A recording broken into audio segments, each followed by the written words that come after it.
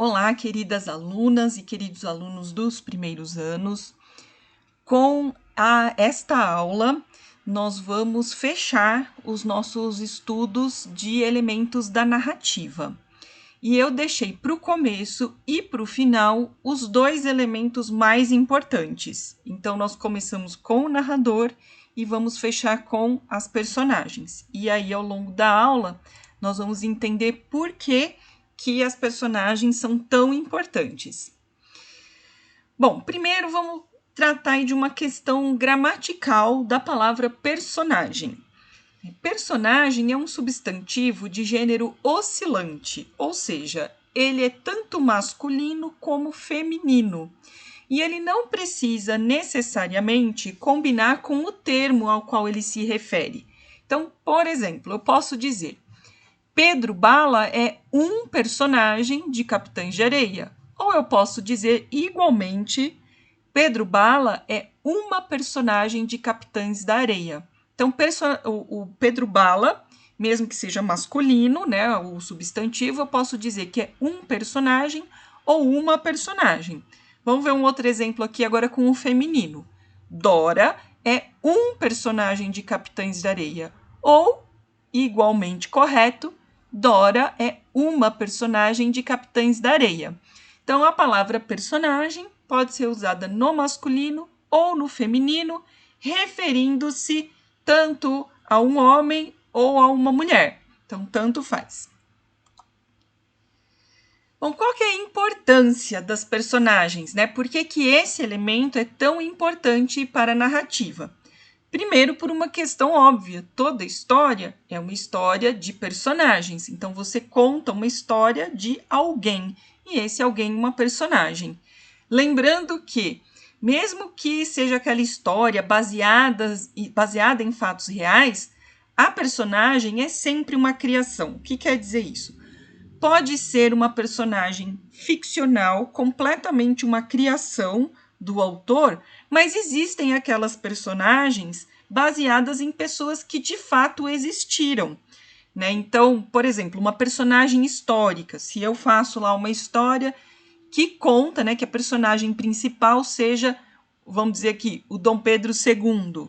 Então, é uma personagem histórica que realmente existiu. Mas no momento em que eu transformo Dom Pedro II em uma personagem da minha história, ele passa a ser uma criação. O que significa isso? Ele deixa de ser, né, ele não é pessoa real, ele é uma personagem da narrativa.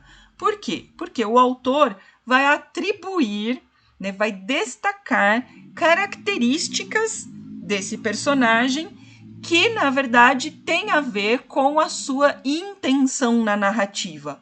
Por isso que a personagem é o mais importante suporte ideológico e psicológico do autor e também do leitor, porque o leitor vai se identificar ou não com as ações das personagens na narrativa. Então, daí está a importância da personagem. É através delas que se realiza a intenção, vamos dizer assim, da narrativa. Quem ou o que pode ser uma personagem, né? Então, a gente está falando aqui da definição. O que é personagem? Então, personagem é toda construção discursiva que tem ação em uma narrativa. E aqui está a palavra principal, ação. Ou seja, a personagem é quem desenvolve as ações, que é o motor da narrativa. Então, o mais comum é que a personagem seja uma pessoa, né? Porque são as pessoas que pensam, tomam decisões, né? Agem com intenções de realizar alguma coisa numa narrativa. Mas, eventualmente, né, na narrativa, como ela pode ser ficcional, pode ser também um animal. Então, nas fábulas, né, a lebre e a tartaruga, por exemplo, né, várias histórias em quadrinhos, vários desenhos, as personagens são animais, que são, na verdade, personificados, porque muitas vezes falam, muitas vezes pensam, tomam decisões. Também as personagens podem ser figuras imaginárias, um deus, um monstro, como um vampiro, um lobisomem, pode ser uma fada, né? Então um ser sobrenatural. Então as personagens também podem ser figuras que não existem no mundo real, que são completamente imaginárias. Também até pode ser um objeto, desde que esse objeto seja personificado.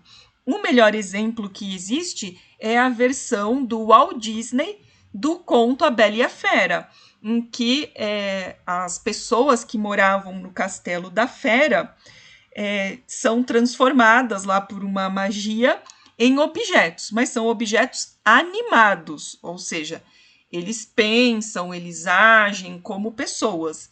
Então, desde que esse elemento tenha decisões, tenha ações, tenha atitudes, né, dentro da narrativa, é uma personagem. E aquilo que não tem ação, né? O que não tiver ação, né, por exemplo, um objeto que não tem ação, ele faz parte do espaço. Então, ele também pode ser analisado, mas como parte do espaço, não como personagem. Existem muitas tipologias de personagem, e eu selecionei algumas aqui que vão, né, pretendo que ajudem vocês a analisar os seus contos e as narrativas que vocês lerem aí no futuro. Então, a tipologia tradicional fala em principalmente 3 categorias. Essas categorias são relacionadas à ação da personagem na narrativa. Então, essas categorias são o protagonista, o antagonista e as personagens secundárias. Essas são as categorias mais básicas, né? Essa é a categorização mais básica da narrativa. O que é o protagonista? O protagonista também é chamado de personagem principal. Considerando que toda narrativa é uma busca, ou seja, a busca da solução de um conflito, né? É a busca de uma realização, né? Então, pensando que toda narrativa é uma busca, o protagonista é aquele que faz, que realiza a busca da narrativa. Então, personagem principal. E o antagonista? O antagonista seria o segundo personagem principal. É aquele que ou disputa a mesma busca com o protagonista ou que se opõe, tenta atrapalhar a busca do protagonista. Então, vamos supor aqui que existe uma disputa pelo coração de uma dama. Então, são 2 cavalheiros disputando o coração de uma mesma dama. Então, um é o protagonista, é aquele de quem se conta a história, e o outro é o antagonista, aquele que quer a mesma coisa, mas ele então tenta atrapalhar, né, aquela busca do protagonista, porque ele também quer a mesma coisa. Ou aquele que tenta interromper o protagonista. E aqui é importante dizer que o antagonista não necessariamente é um inimigo do protagonista. Vamos pensar aqui, dar um exemplo aleatório.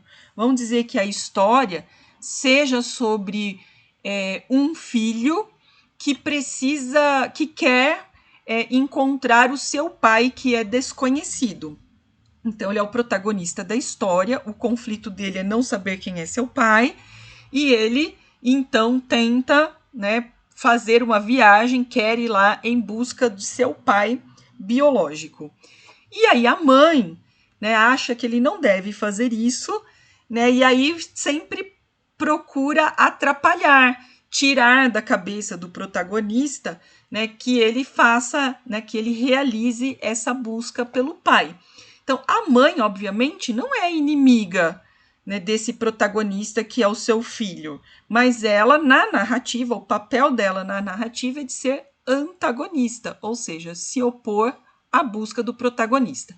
É claro que o papel do antagonista é deixar sempre o conflito mais forte, mais tenso, né, que até chegar ao clímax.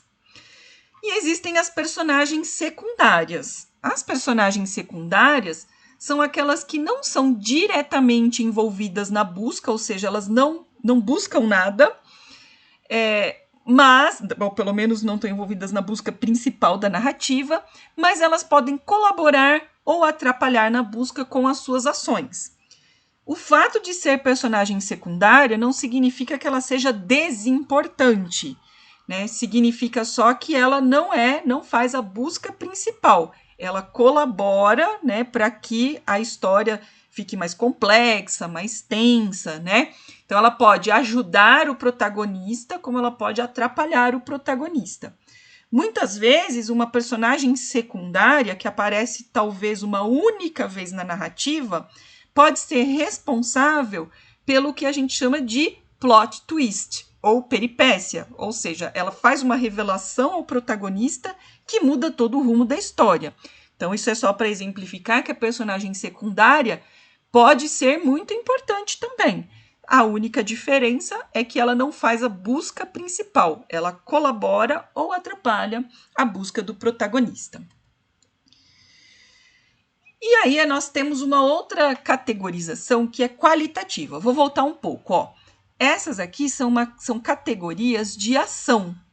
Ou seja, protagonista que tem as ações principais, faz a busca principal, o antagonista que procura atrapalhar essa busca e as personagens secundárias que vão ajudando ou atrapalhando ao longo da narrativa.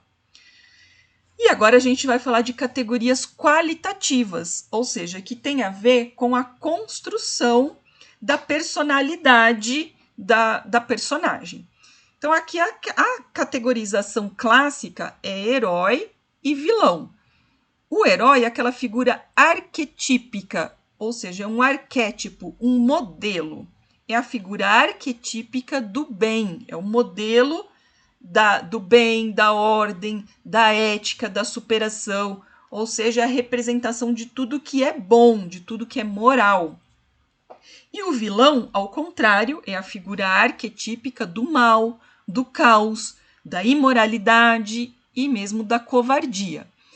Então, quando a gente vê, né, por exemplo, nas narrativas modernas cinematográficas, o super-herói é o arquétipo, né, ele segue o arquétipo do herói clássico, enquanto que o vilão, né, segue, né, o arquétipo do malvado clássico, do vilão clássico, né? Então aqui a gente tem mesmo nas narrativas modernas esses dois arquétipos funcionando até hoje.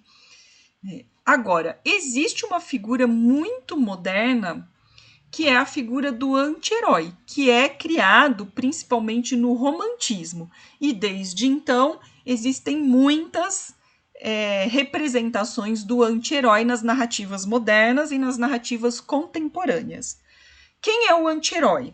O anti-herói é aquele que age em prol do bem, então ele deseja o bem, ele não é intimamente mal como o vilão é malvado. O anti-herói ele não é malvado, ele normalmente ele quer algo bom, porém as atitudes dele são moralmente ou eticamente questionáveis.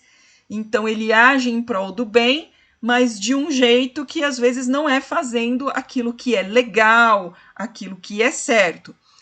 Vou dar um exemplo também aí do mundo dos super-heróis, que é o Deadpool. O Deadpool é uma representação de anti-herói, ou seja, ele quer fazer as coisas que são heróicas, ele quer fazer o bem, ele quer caçar os vilões, mas muitas vezes ele age de uma forma que é um pouco questionável, né? Ou muito questionável. Então essa é a figura do anti-herói. E existem também a representação das pessoas comuns, que elas não são heróicas, elas têm conflitos muito cotidianos, têm dentro de si o bem e o mal, né, e não realizam grandes feitos. Essas pessoas comuns, elas estão muito representadas nas narrativas mais contemporâneas, né, principalmente as narrativas feitas a partir do século XXI. Apesar de que existe também, como eu falei, principalmente no cinema, um renascimento da ideia de super-herói. Mas nas crônicas, nos contos, existe também muito a representação das pessoas comuns ou mesmo dos anti-heróis. Então, no momento de analisar a sua narrativa, né, o conto, por exemplo, você vai se perguntar, né, que tipo de personagem, principalmente de protagonista, com o qual você está lidando. Ele é um tipo heróico, ele representa o bem, a ordem, a ética, a justiça, ou ele é um vilão, ele é um malvado, né? Porque o protagonista, vejam que o protagonista da história, nas histórias clássicas, sempre é o herói, e o antagonista o vilão. Mas, com a modernização das narrativas, você pode ter ao contrário, você pode ter um vilão como protagonista. Por exemplo, o filme Coringa, do Todd Phillips, que o Coringa é representado pelo Joaquin Phoenix, é um bom exemplo, né, de vilão que vira protagonista da história. Né? Então, e ele não é um anti-herói ali, ele é um vilão mesmo, porque embora ele tenha sofrido várias injustiças, ele não age em prol do bem. No final das contas, ele vira um malvado mesmo, né? Então mostra a formação de um vilão, mas mostra a formação de um malvado, e não de um anti-herói, como eu falei, o Deadpool, embora o Deadpool também seja bem engraçado, né? Ele tenha coisas engraçadas, mas a gente poderia citar outros, mas vamos continuar em frente.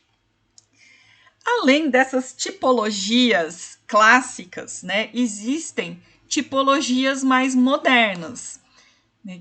E tem muitas, na verdade, muitas tipologias dos personagens. Então, eu selecionei aqui duas, em especial a primeira moderna que eu vou falar para vocês, com o objetivo de ajudar vocês a interpretarem, analisarem os seus contos, né? Que são tipologias que não são fixas, mas elas, na verdade, só fazem você refletir sobre com qual personagem, com qual tipo de personagem que você está lidando.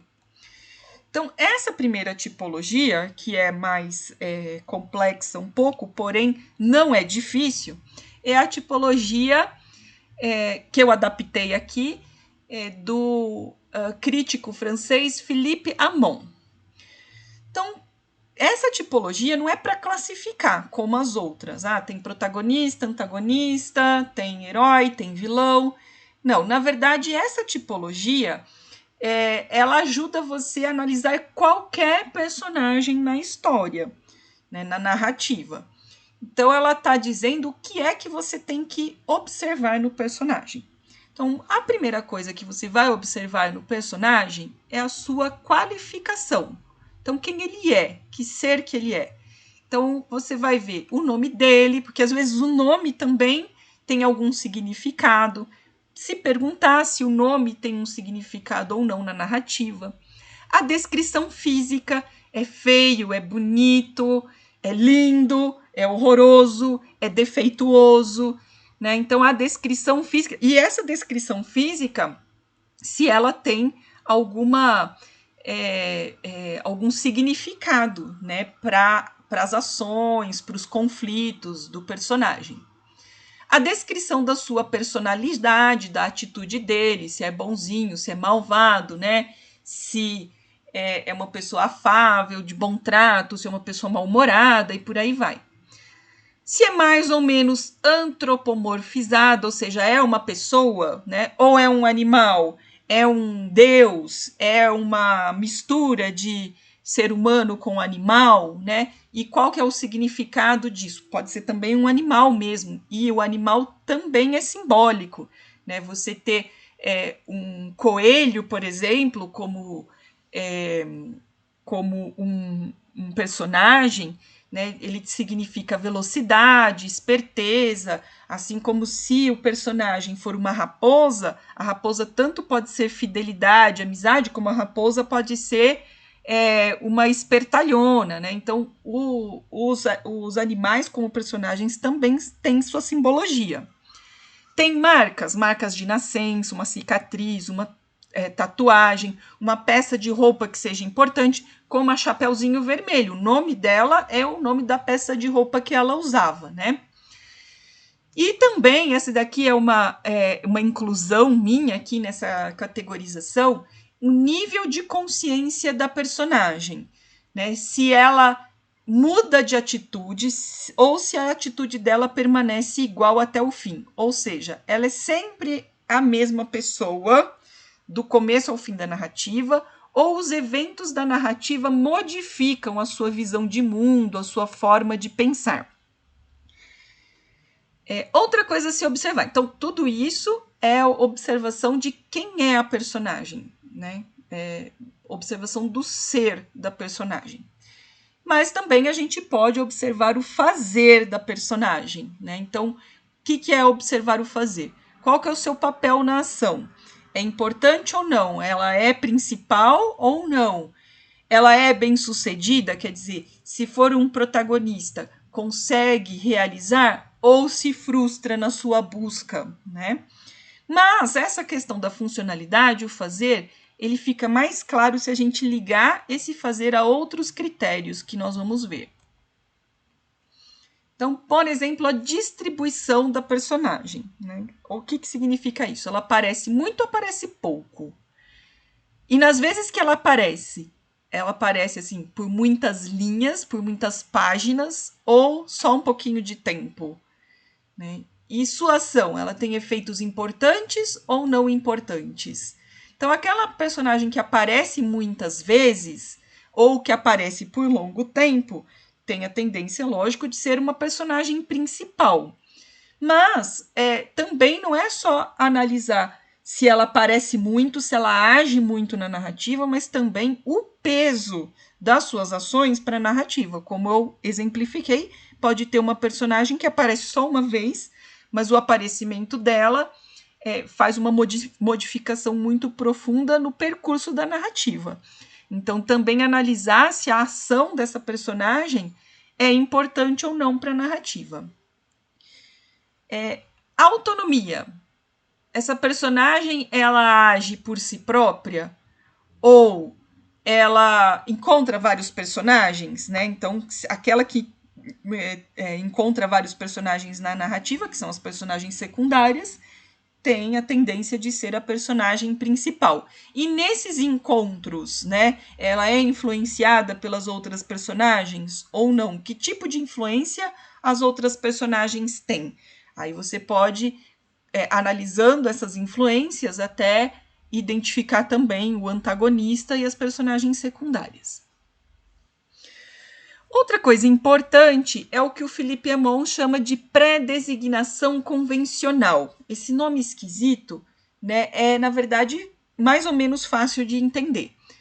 É que existem gêneros narrativos que têm um tipo específico, que você já espera, ou seja, protagonistas que já têm uma característica esperada. Por exemplo, o herói clássico. Então, você está numa narrativa clássica, e aí você, né, uma narrativa de lá da Grécia Antiga, ou uma narrativa de super-herói, por exemplo, então você já tem uma tipologia, você já sabe mais ou menos como é o protagonista. Então, o protagonista vai ser um herói clássico, aquele que representa o bem, a ordem, que busca a justiça, né? Normalmente ele é bonito, normalmente ele tem poderes além do poderes sobre-humanos, né? Ou poderes divinos, ou no caso do super-herói, poderes que vêm de outros planetas, né? Então, esse é o herói clássico. Então, a gente está numa narrativa de super-herói ou numa narrativa clássica, a gente já sabe o que esperar do protagonista. Um outro exemplo, o detetive do romance policial. Então, se a gente pensar no Sherlock Holmes, por exemplo, né?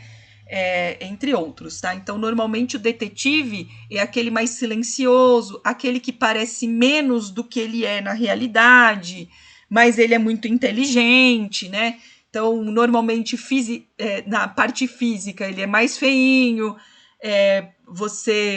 a pessoa que olha o físico do detetive não bota fé nele, mas ele tem uma inteligência superior às outras pessoas.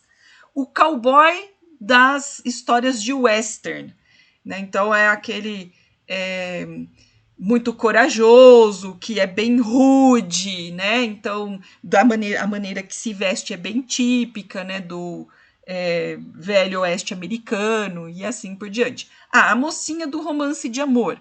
Então, a mocinha do romance de amor vai ser normalmente muito jovem, de uma beleza especial, não vai.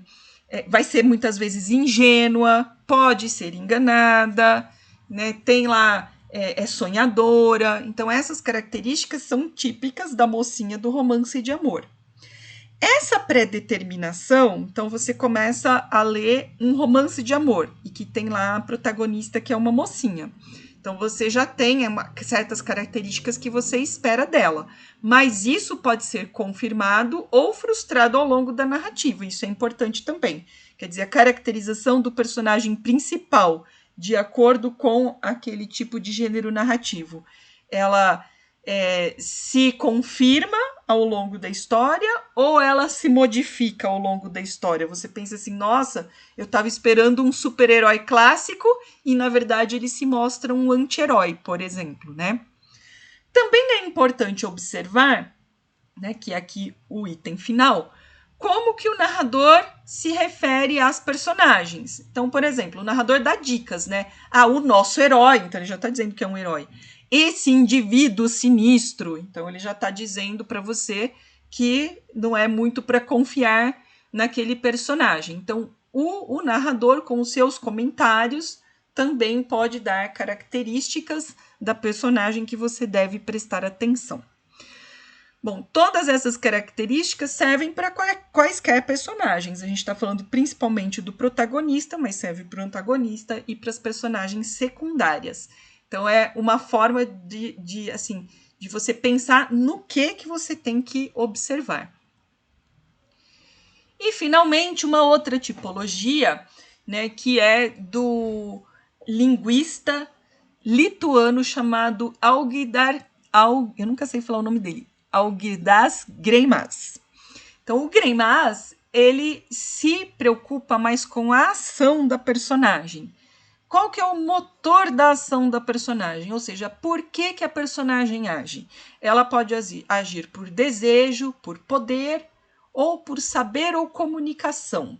E aí, dependendo do tipo de né, do tipo de ação, você vai ter um papel da personagem perante aquela ação. Ou seja, se a ação é por desejo, vamos dizer, conquistar alguém, é um desejo, né? Igual lá no Senhor dos Anéis, né? Existe o desejo pelo anel, né? Então, nesse desejo pelo anel ou nesse desejo pelo coração de alguém, é um sujeito ou é um objeto? Ou seja, a personagem é quem deseja ou a personagem é o objeto do desejo, a pessoa ser conquistada, por exemplo, né? E aí, com isso, você também já pode analisar que tipo de personagem você tem.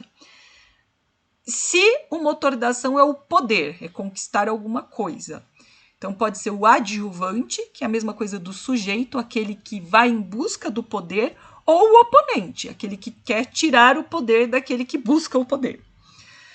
Saber ou comunicação, né? Então, por exemplo, vamos falar do Senhor dos Anéis também, que lá o Frodo recebe uma tarefa, que é levar o anel para ser destruído. Né? Então, ele é o destinatário. Né? E quem que é o destinante? O destinante são as pessoas lá que formam uma aliança, né, para destruir o anel. Então, quando existe assim uma tarefa, algo a executar, né, você tem o destinante, aquele que manda fazer, ou o destinatário, aquele que tem que executar a tarefa. Também são papéis que você pode analisar nas personagens. Pessoal, a ideia aqui foi, na verdade, trazer para vocês várias possibilidades de análise das personagens de uma narrativa. Você não precisa usar todas essas tipologias, você pode até escolher uma ou duas tipologias, por exemplo, no seu trabalho, para você fazer análise das personagens. Eu coloquei aqui várias opções, porque muitas vezes tem as opções que vão dar mais certo para o seu tipo de análise ou para o tipo de conto que você está analisando. Espero que vocês tenham gostado da aula e continuem se cuidando e até a próxima. Um beijo e cuidem-se!